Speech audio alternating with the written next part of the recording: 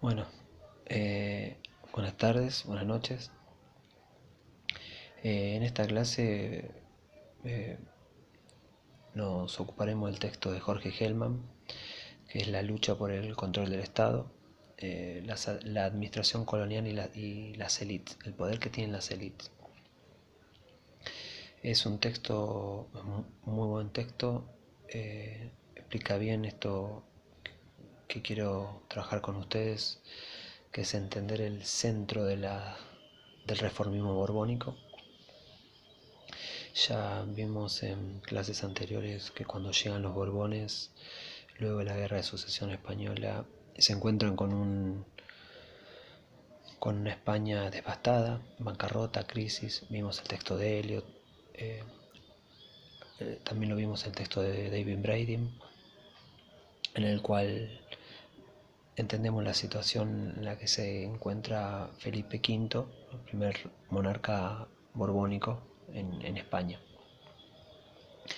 El siglo XVIII es el siglo de las reformas borbónicas, aunque lo podemos dividir en dos etapas. La primera mitad del siglo XVIII, lo que sería el reinado de Felipe V y Fernando VI también, si se quiere, es un periodo en el cual no es muy fuerte el impulso reformista, sino que es más bien un siglo de dificultades ante este diagnóstico con que se encuentran los Borbones y que intentan reformar. La segunda mitad del siglo XVIII, ya con Carlos III y con Carlos IV, podríamos, sobre todo en el reinado de Carlos III, ¿no? Vamos a encontrar el impulso reformista más importante. Bueno, parte la, de la causa, pero primero el objetivo. El objetivo de los Borbones es recuperar el pasado glorioso de España. Piensen que ya en el siglo XVIII España está muy atrás en la carrera por la lucha hegemónica. La lucha por la supremacía es entre Francia e Inglaterra. España tiene el Imperio Español, pero no alcanza. Inglaterra tiene su industria, el siglo XVIII es el siglo de la revolución industrial.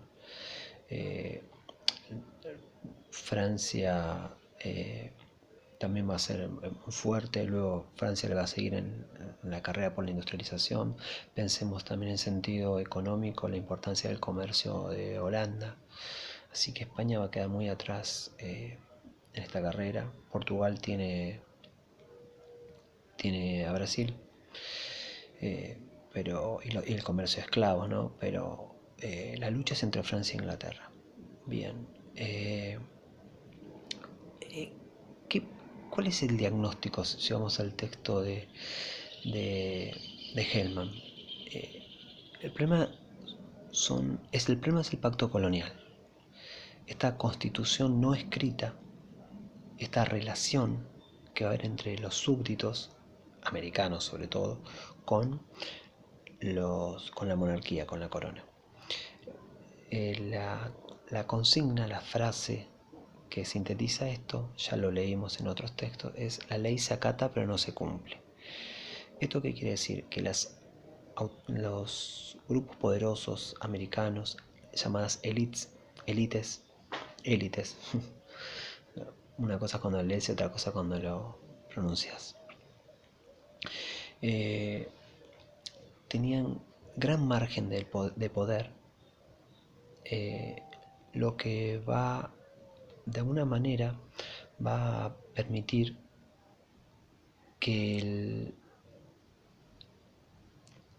la situación colonial, que el imperio español dure tanto, dure 3 siglos. Mientras hay muchos autores que piensan que gracias a esa flexibilización, es decir, a ese pacto colonial, es que se pudo mantener el imperio español. Piense que cuando se endureció la situación con las reformas borbónicas, si bien hubo ciertos frutos desde el lado español, duró muy poco. Bueno, ¿Qué pasaba con estas élites? Bueno, las élites son los grupos poderosos. Este poder lo explicamos en las riquezas que tenían. Riquezas que explicamos a través de las actividades económicas que realizaban. Eh, la minería, pensemos en Nueva España, la minería, pensemos en el otro virreinato, en el virreinato del Perú, también minería o el comercio, una actividad clave, ¿no? Son grupos de poder local muy fuertes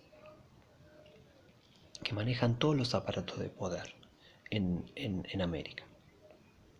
¿Cómo lo hacen? De distintas formas. Era muy común lo que podemos denominar corrupción. El sistema era muy corrupto, es decir, muchos criollos accedían a cargos a través de la venta de cargos y así ocupaban cargos importantes, por ejemplo las audiencias.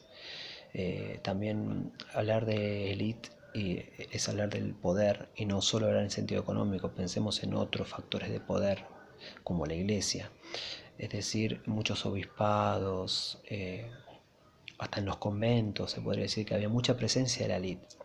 Entonces en distintas instituciones de poder local, el número de miembros de la élite, o sea, criollos, fue aumentando y fue sobrepasando a la cantidad de españoles que había en esos cargos. Esto le daba lugar a manejarse libremente. Entonces esto también explica el contrabando, esto también explica la evasión fiscal. Y esto es lo que los Borbones tratan de resolver con sus reformas. ¿En qué consisten entonces estas reformas? En terminar con esta corrupción, con esta autonomía, con este poder de las élites. Lo que se pretende es crear un Estado fuerte, un Estado centralizado fuerte. Y en eso van a consistir las reformas que se ocupa el texto de Hellman, ¿verdad? El texto son las reformas, ya las vimos en la clase anterior, en el texto de Bradin, vimos todas las reformas. En este caso no nos ocupamos ni de las económicas, ni de las militares, ni de las religiosas. Esas están en el otro texto, espero que lo hayan entendido. En este caso son las reformas político-administrativas. Bien, se crean virreinatos, saben que el virreinato del Perú se va a subdividir y va a aparecer el virreinato de Nueva Granada y el virreinato del Río de la Plata.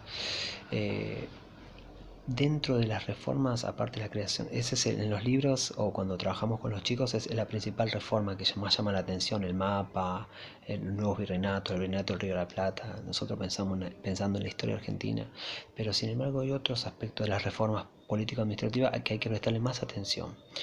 Una es piensen que estas reformas, la intención que tiene es la llegada de hombres nuevos a América, hombres de confianza del rey, hombres en muchos sentidos de carrera militar capaz, porque se pretende que tengan cierta autoridad y creen que los militares tienen esa autoridad, ese don de mando.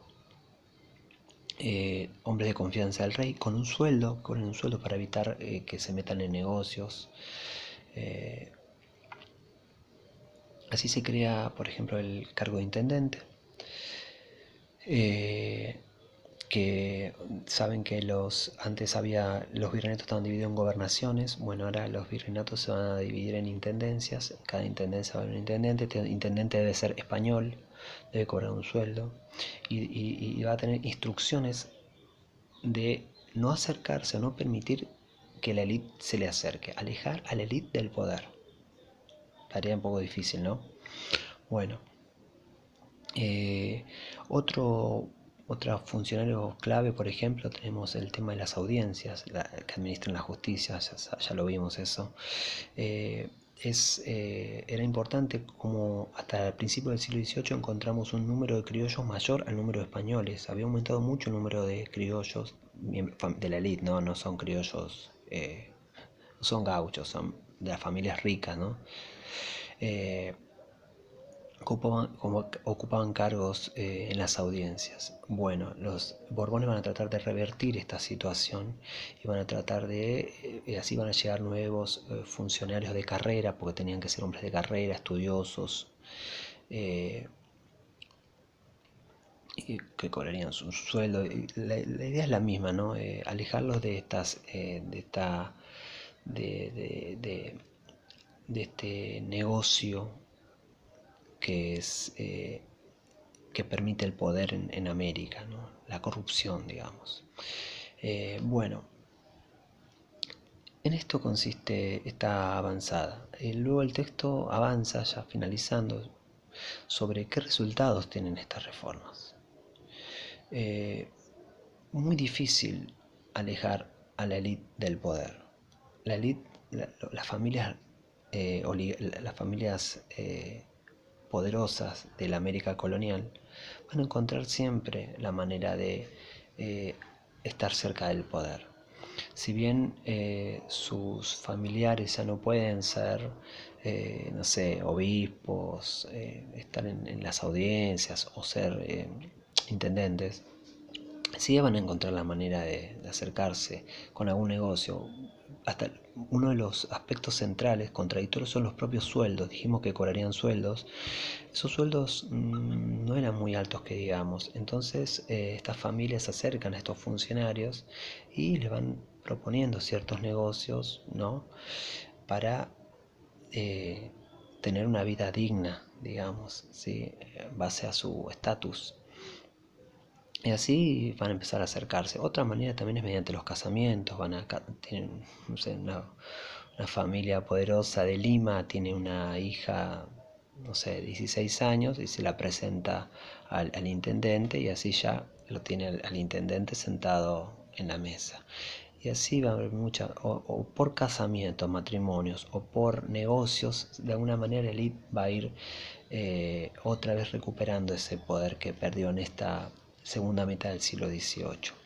Luego el texto, finalizando ya, habla sobre los impactos que tuvieron estas reformas, esta avanzada sobre el poder de las élites en distintos lugares de la América colonial y van a encontrar diferencias. ¿En qué consisten las diferencias?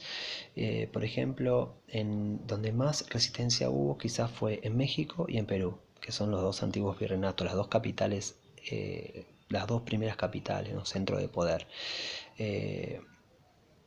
Ahí van a tener sus disputas, sus luchas, ¿sí? Las reformas no van a caer bien, no por nada John Lynch la llama la segunda conquista de América. Y en otros lugares, como puede ser en los lugares más alejados de esos dos centros, Buenos Aires, Caracas, las reformas van a caer de alguna manera bien porque le va a dar a la élite ciertas posibilidades que antes no tenía.